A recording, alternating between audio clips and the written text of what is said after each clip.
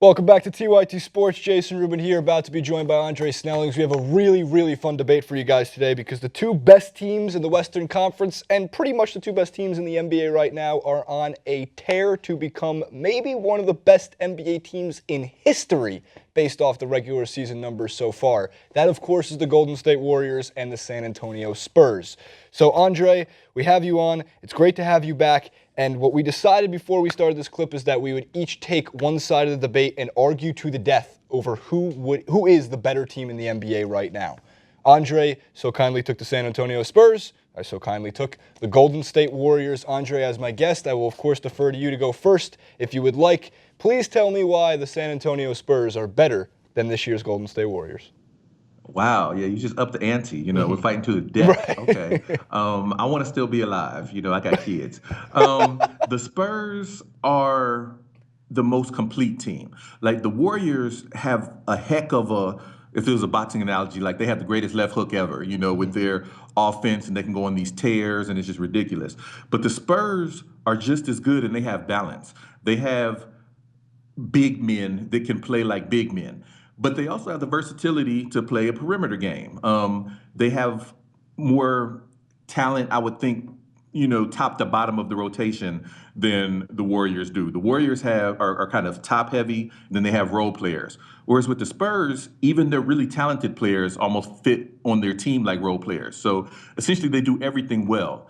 And ultimately, when it comes to the playoffs, I think I'm a little unusual. Most people feel like, these days anyway, talk about how good offense beats good defense and the offense is the key. And I know the NBA's changed the rules and everything to kind of affect it and to help the offenses. But for me, if you got that defense, that's to your advantage in the playoffs. And the Spurs difference isn't just a little bit the best in the league. It's way the best in the league. It's like 6 points per 100 possession better than the second place team.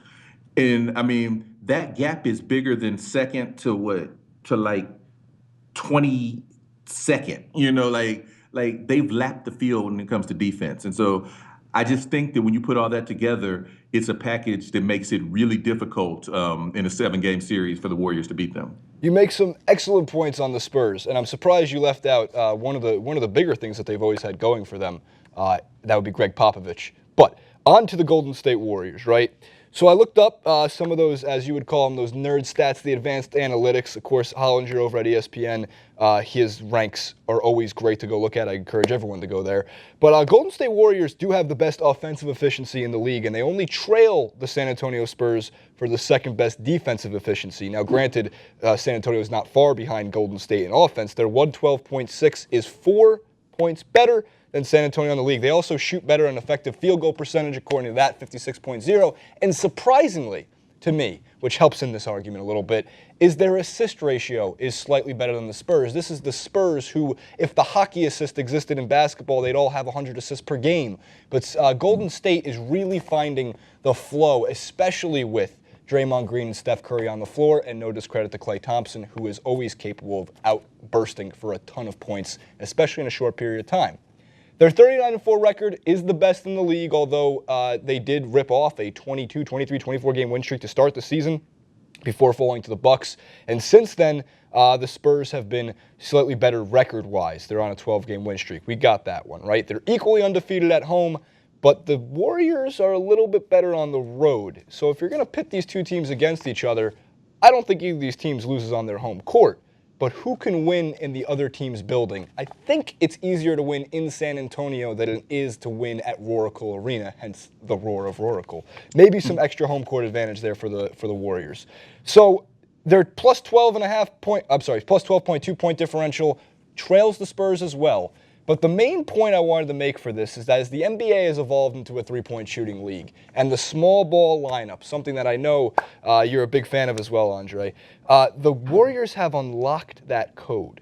They have. They've found a way to exploit how to use the three-point shot, something that even Greg Popovich said is a riddle that he doesn't think anybody's truly mastered, but the Warriors are closest. The other two, they haven't had their head coach. Maybe they're worse with Steve Kerr. I can't imagine that. But he comes back tonight, shooting this on Friday, to regain his status as the head coach of this. Well, he's technically always been the head coach, even all those wins, as we were talking about before the show. Lastly, there's a guy who writes for the NBA. He writes a column called Hoops Lab discussing Draymond Green's effect on the floor being, I believe, Scottie Pippen-esque in how much he is important to that Warriors offense, especially when they double team Steph Curry. Have you heard of this guy, Andre? I think you have. Yeah, I heard he's kind of brilliant actually, Right. and he's right. Draymond Green is a beast. He's as big of a reason for the Warriors' success as Steph Curry. But the thing is, if we're comparing teams, we're talking about them matching up with the Spurs, and you're right. The Warriors have the small ball game on lock, but the way that you defeat small ball, and there aren't a lot of teams in the NBA that are set up to do it, is that you have big men that it's difficult for the small ball unit to take advantage of them on offense, but at the same time, they can play like big men and punish the small ball unit on defense. And so most NBA teams these days, if they're lucky, they have one big man who's able to kind of score in and around the paint at enough volume to be a problem. And the Warriors are able to put Draymond Green on him. He makes life difficult, and the net result doesn't help them. But the Spurs still have two. Tim Duncan's old man River. But if you don't, what I'm saying, if you try to put somebody 6'6" on him, he's going to drop 25, 30 points. He's going to change the game with his offense.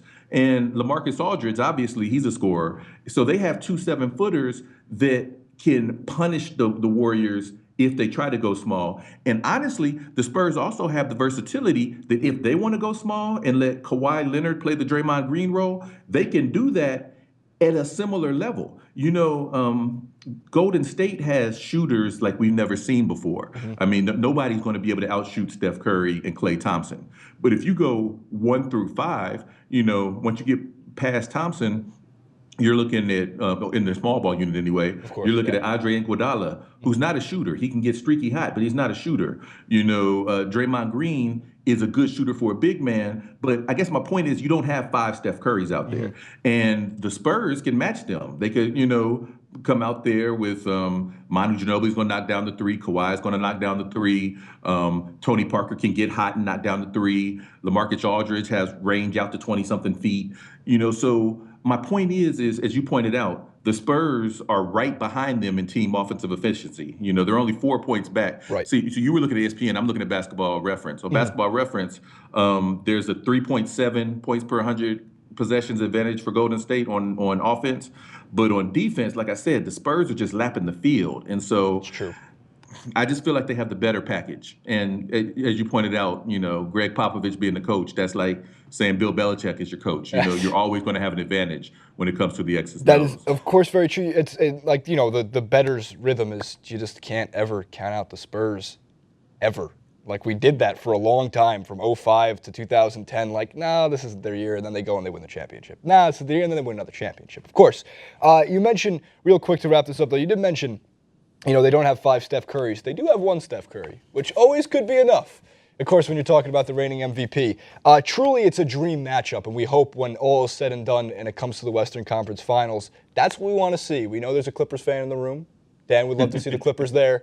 But the Spurs and the Warriors would be basically the NBA Finals before the NBA Finals, probably even a better matchup. And you did also make a great point, which I wanted to touch on really quick, which is the argument for if they make the Warriors play big, which is a very similar argument to if the Cavs were healthy and they had Love, Mozgov on the floor together. If they had to play big, slow down the game even more, what does that mean for a high-paced Warriors offense? We don't know just yet. We will hopefully find out later in the year when it comes down to NBA playoff basketball. But we defer to the comments section. Of course, you guys have to be the decision makers for us. Who is the better basketball team right now this year, the Warriors or the Spurs or the Knicks? And which one of us is still alive? And which one of us gets to live to see next week? The cyber battle will continue. Let us know what other kind of debates you'd like to see Andre and I have. Of course, we're always willing to duke it out over Skype on what team is better, what player is better, so on and so forth. Check out rotowire.com for the Hoops Lab article. That is Andre who did write the Draymond Green article. It's fantastic. Please check it out. At Professor DRZ on Twitter, at JasonRubin91, and at TYT Sports. We'll be back with more Hoops content.